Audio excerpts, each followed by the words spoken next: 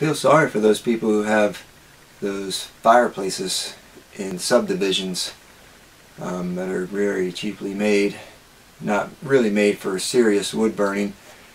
They go down to the Kroger or the Walmart, and outside the door there's those little tiny bundles of firewood they can buy for like $5 that'll probably last them, if they're lucky, an hour. And the only time they burn those things is, you know, when in Christmas and New Year's, when it gets a little cold. If you're a real wood burner, then you like to gather your wood, you like to cut it, you like to split it, haul it, and it just takes pride. You just take pride in that sort of activity.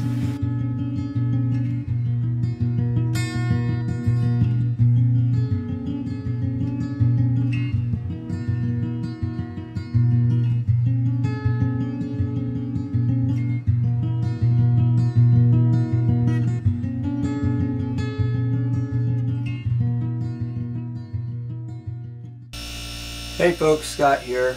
I just want to do a quick video on how I split wood.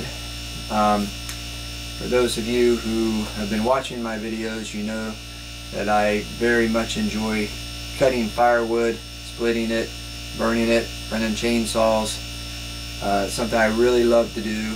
I've been doing it for a long time. I do it my own way. It's not necessarily the best way, but just wanted to show you a little bit how I split wood. There's basically three ways that I do it.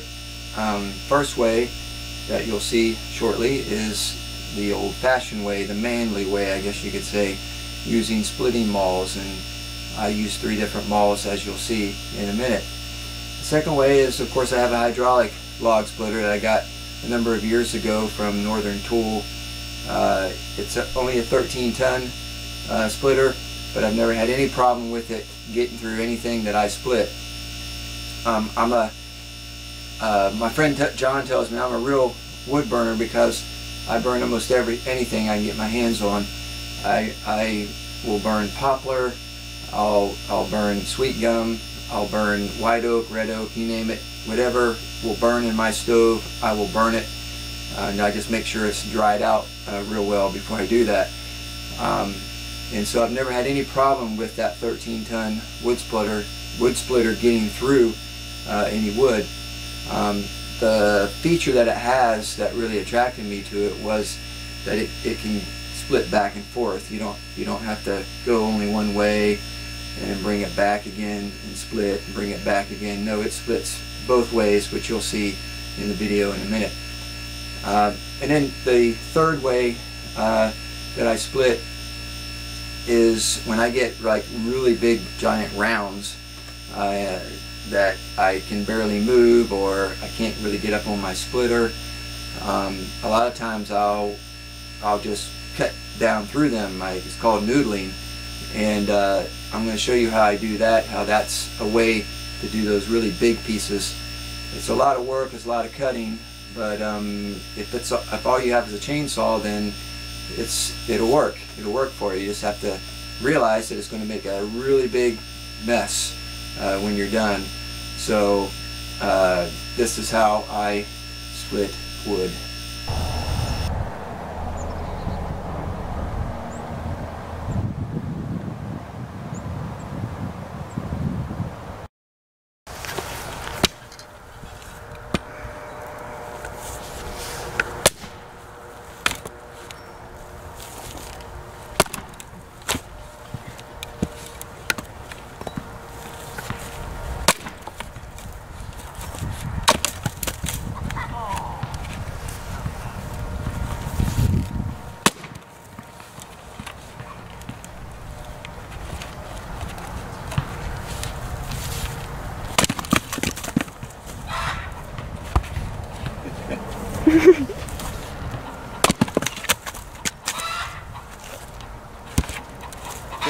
Chickens.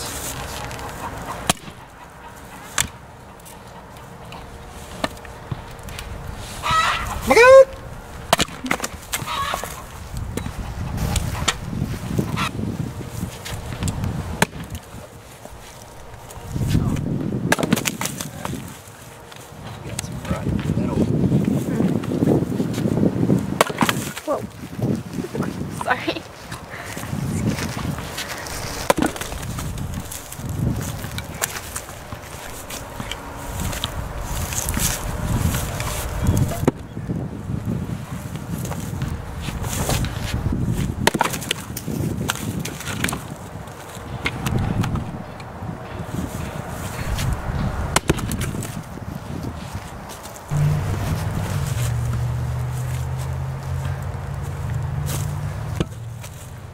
heaviest one. I know it weighs, but it's really heavy.